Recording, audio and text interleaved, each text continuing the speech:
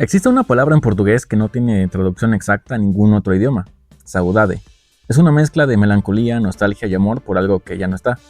Hoy el fútbol mundial siente saudade de Brasil, pero no de la selección que viste de amarillo y cumple con el calendario de la FIFA.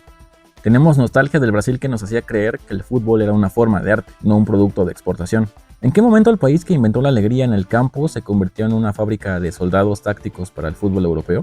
¿Cómo es que pasamos de la sonrisa del fútbol de 2002 al llanto desconsolado de 2014 y de ahí a la irrelevancia de 2022?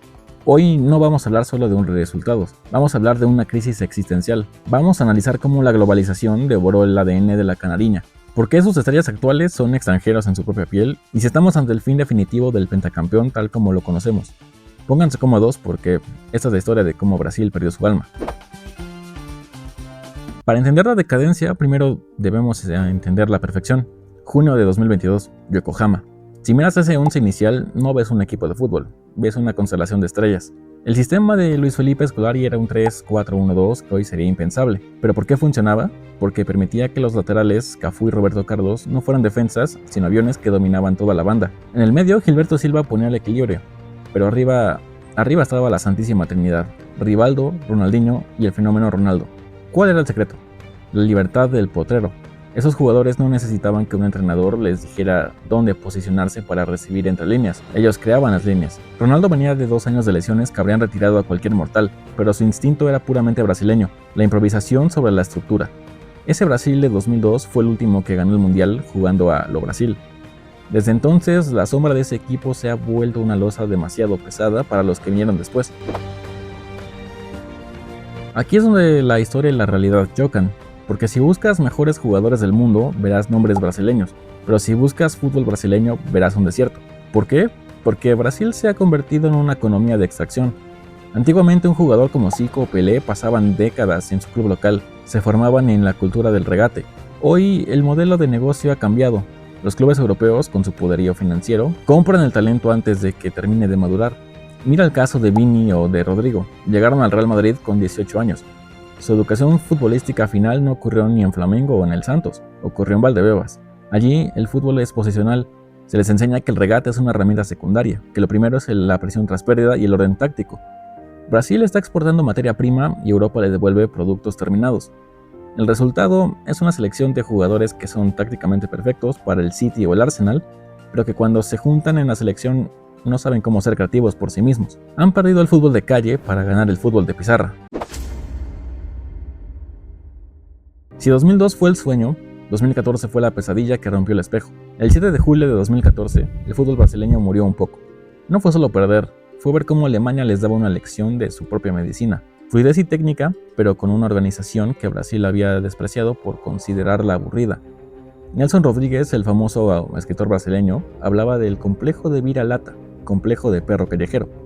Esa sensación de inferioridad del brasileño frente al resto del mundo. Tras el 1-7, Brasil intentó curar ese complejo volviéndose más europeo que los propios europeos. Contrataron a Tite, un técnico brillante pero obsesionado con el equilibrio. Brasil se volvió un equipo sólido, difícil de batir, pero muy predecible. En Rusia 2018, Bélgica los eliminó con un contragolpe de manual. En Qatar 2022, Croacia los llevó al límite de la desesperación, con pases laterales.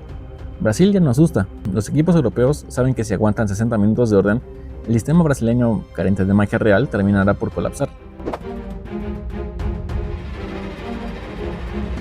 Hablemos de Neymar. Es el jugador más polarizante de la historia moderna de Brasil, máximo goleador histórico superando al Rey Pelé, y sin embargo muchos le niegan el pan y la sal, el último que busca el 1 contra 1 por puro placer estético. Pero Neymar ha cometido un pecado imperdonable para la narrativa del éxito. Nació en la era equivocada. En el partido contra Croacia vimos la síntesis de esta decadencia. Neymar inventa un gol que solo un genio puede imaginar. En el minuto 105, Brasil tiene el pase a semifinales en el bolsillo. ¿Qué hace un equipo brasileño clásico? Esconde la pelota, baila, desquicia al rival, pero ¿qué hizo este Brasil europanizado? Se lanzó al ataque de forma desordenada, dejó un hueco en el mediocampo y permitió que Croacia empatara en su único tiro a puerta. Neymar ya estaba solo. Sus compañeros, excelentes atletas de la Premier y la Liga, no supieron leer el juego de barrio. Sabían ejecutar órdenes, pero no sabían manejar el tiempo del partido. El llanto de Neymar al final del encuentro no era solo por la eliminación, era el llanto de un artista que se dio cuenta de que es el último de su especie. Entonces, ¿este Brasil está condenado a ser una selección de segundo nivel? No necesariamente, pero el camino a la sexta estrella no pasa por copiar a Francia o Inglaterra, pasa por mirar hacia atrás. La historia nos dice que lo que más busca la gente sobre Brasil es magia, regates y juego bonito. Hay una demanda global por el Brasil de siempre. Si Brasil no entiende que su mayor activo no es la táctica, sino la libertad, el ciclo de fracasos continuará. Tenemos a Vinicius, que es de los mejores jugadores del mundo, a Rodrigo, que es un iluminado, y ahora viene Endrick, una fuerza de la naturaleza. Pero si les quitamos la alegría, si los obligamos a ser piezas de un tablero de ajedrez, terminaremos por ver otra década de decepciones en cuartos de final. Brasil necesita recordar que el fútbol empezó siendo un baile, y que en el baile, quien sigue las reglas a rajatabla nunca es el alma de la fiesta. Al final del día, el fútbol es un ciclo, pero los ciclos de Brasil solían ser estaciones de gloria, no inviernos que duran 2 décadas. El problema de la canariña no es la falta de talento, es la falta de identidad.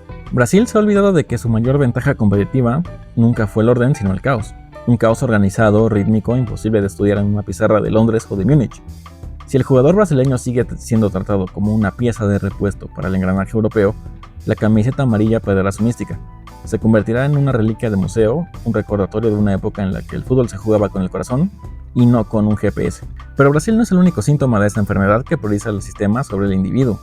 Esta obsesión por el control total, por el pragmatismo que asfixia la genialidad, ha infectado incluso a los clubes más históricos del mundo. De hecho, si quieres entender cómo este modelo de orden absoluto puede llegar a ser efectivo, pero desesperante, tienes que ver el análisis que hice sobre el Arsenal de Mikel Arteta. Te lo dejo aquí.